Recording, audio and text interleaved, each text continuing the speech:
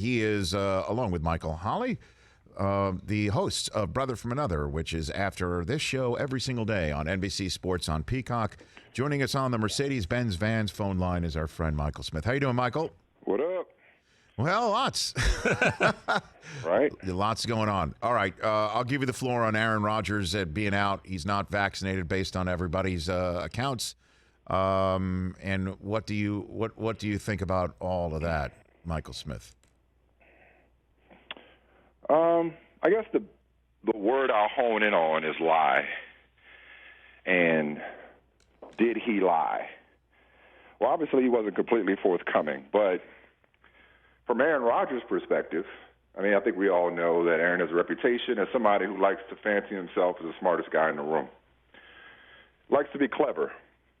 And from Aaron Rodgers' perspective, when he was asked, are you vaccinated, he answered honestly from feeling like, hey, I did the research, I went this homeopathic route. Yeah, I'm immunized.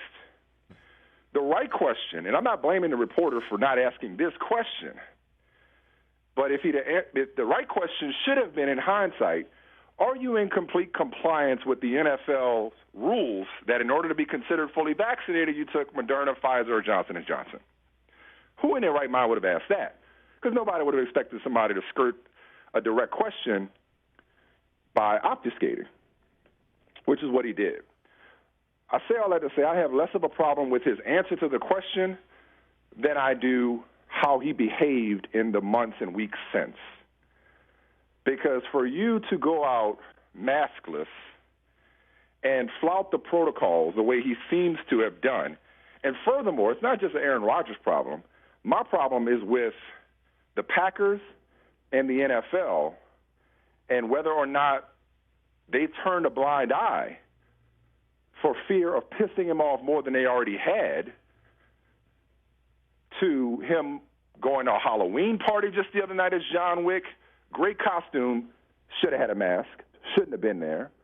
Or if he's walking around a facility in closed quarters without a mask, or as we saw, conducting press conferences in the presence of unsuspecting reporters without a mask, that's inexcusable and indefensible. And that's what I have a problem with, is that, okay, there's no crime in not being vaccinated. Hell, he wasn't even breaking a rule because it's not an NFL mandate.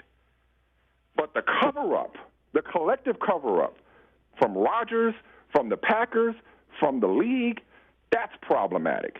And that's why he deserves all the smoke and all the criticism that he is getting today. And while I wish him the best in terms of his recovery, I hope his symptoms are mild, if not asymptomatic. Mm-hmm. But I hope he's suffocating on the smoke that he's getting today, because that's messed up. And I would use a worse word if I weren't on radio with you right now, but that's really messed up for you to conduct yourself as if you are fully vaccinated, knowing good and damn well that you are not in compliance with the league, which rejected your request. Well, I bet you he would say in response that he's immunized, that he did his own research and that he did his own thing. Correct. and that nobody. I have a problem with saying lying, because in his mind, he was protected, but he wasn't in compliance.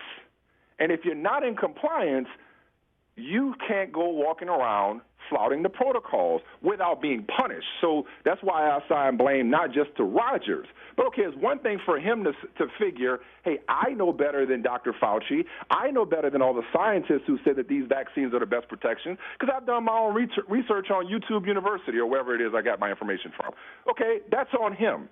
But for the people who may have enabled him to perpetuate that misconception that he was vaccinated by not holding him accountable when it comes to protocols, somebody should have either outed him a long time ago, or he should be getting fined out the wazoo and we just don't know it. But there's no way for him to he should be going into press conferences maskless as if he's vaccinated.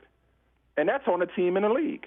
Michael Smith from Brother from Another here on the Rich Eisen Show. Lots of conversation as well about another high-profile, top-notch, terrific player in his own right, who has been far more, I guess, upfront about being vaccine hesitant or resistant. in Kyrie Irving. Do you think that there has been a double standard based on the way that it's been talked about with him and Aaron? Michael? I mean, I know how pissed off I am, and I think Aaron Rodgers is worse because Rodgers wasn't upfront about it. At least Kyrie Irving had sense enough to explain himself, and he did explain himself from the comfort of his own home on IG Live. Right, but also Kyrie knew that his stance would remove him from at least half of his team's games. Rodgers thought that his stance, Rodgers thought that his stance, whatever he was doing to raise his immunity level, was good enough to stay away from this virus and potentially not transmit it to unwitting reporters in the room when he's maskless. Right. You know, whereas now it's causing his availability to be affected. Right. But that would be the difference to me in both. If somebody thinks that there's a double standard in terms of, so I'm presuming by your question you mean that Aaron is getting off light. I haven't seen that from what I've seen. Mm-hmm. I mean, as you know, Aaron is not the most popular guy with the media, so I haven't seen him get a pass compared to Kyrie. But if he has, I would say the difference is Kyrie's stance. There's a mandate for now. We'll see what the new mayor does, but there's a mandate for now in New York that compromises availability. Mm-hmm. But on the flip side, at least, again, Kyrie, agree or disagree with Kyrie, which I know you and I both do. At least Kyrie stood on his principles and took the criticism that came with it. At least Kirk Cousins, or for that matter, Cole Beasley, took the criticism that came with it. Aaron Rodgers, and I got some nuance. I'm gonna tag onto this if I may. Sure. Aaron Rodgers said, "I'm immunized," instead of explaining, well, look, I'm not vaccinated, but this is what I went about doing. Now, again, from Aaron Rodgers' perspective, he's probably sitting up there saying, I don't know y'all jack. I don't owe y'all an explanation. We're all learning how to navigate this new normal. He's probably saying, I don't owe y'all an explanation as to what I did to take care of myself because, wait for it, it's a personal choice. But here's the thing, and this is why I struggle with the part about lie. Because Aaron Rodgers, what he said on the 26th was only a lie depending on your truth. Let me say that again for the people in the back. Aaron Rodgers' lie on the 26th was only a lie depending on your truth. And if your truth is that the only way that you should go about dealing with this pandemic is to be vaccinated via Pfizer, Moderna, or Johnson & Johnson, then it was a lie. But if you feel like there are alternative methods to protect yourself, inoculate yourself, or immunize yourself from COVID-19, then Aaron Rodgers told his truth. And I think there's a nuance and a gray that we can live in without letting him off the hook for afterward violating protocol. So you think maybe the fact that the Packers are, doing everything in their power to keep Aaron happy, let him keep busting protocol. I mean, certainly in the media room, because there are cameras everywhere. Correct. And if the league feels that he is not vaccinated, and if he's walking around without a mask, which we're now in territory that we're talking out of our orifice. We don't know what he's been doing behind the scenes, and assume that the league would slap a fine. But the bottom line is that Matt LaFleur said that he as far as the protocol within the football building, they're all buttoned up.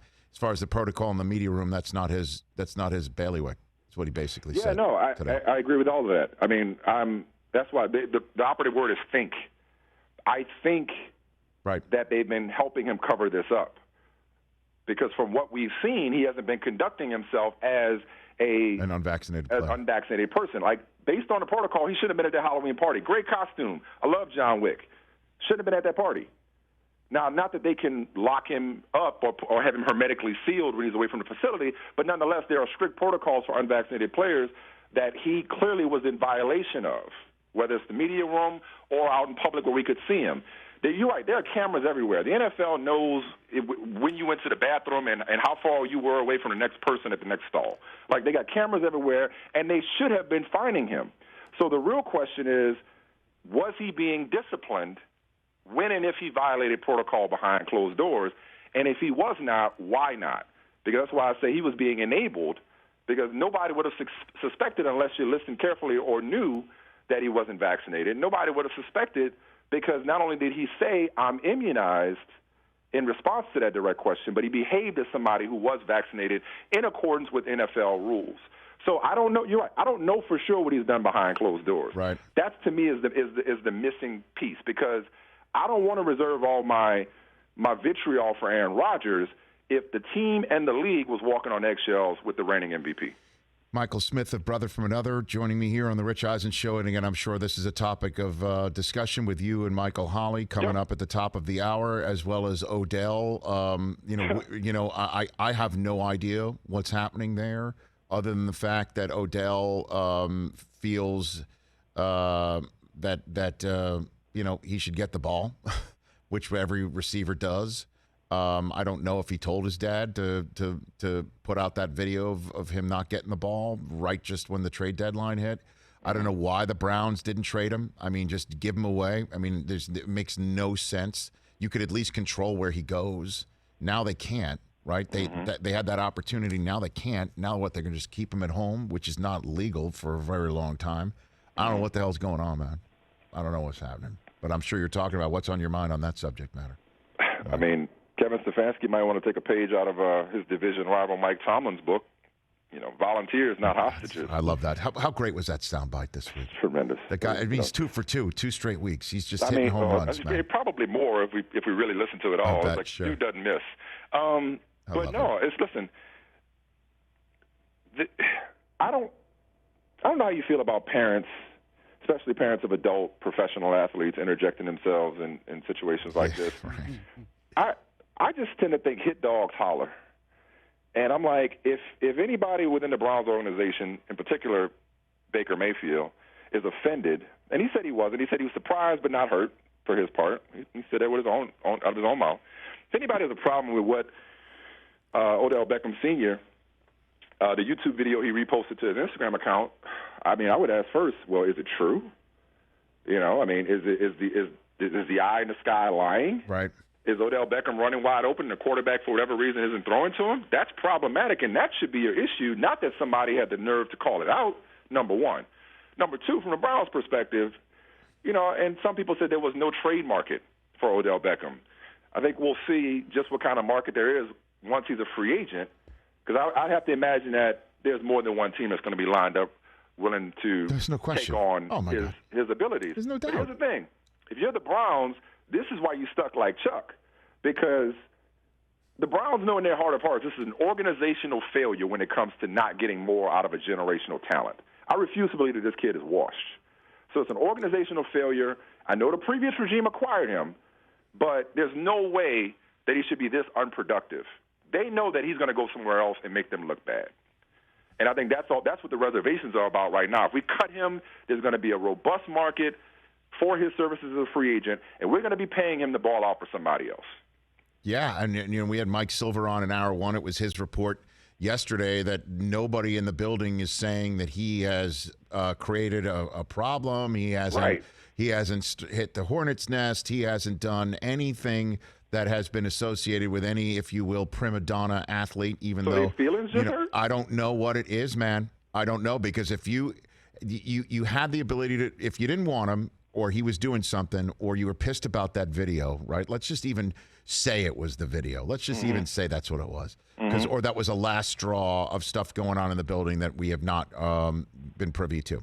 All right. Then you trade him. If you don't want him showing up somewhere that is problematic for you, like saying wearing purple and having Lamar throw to him, right?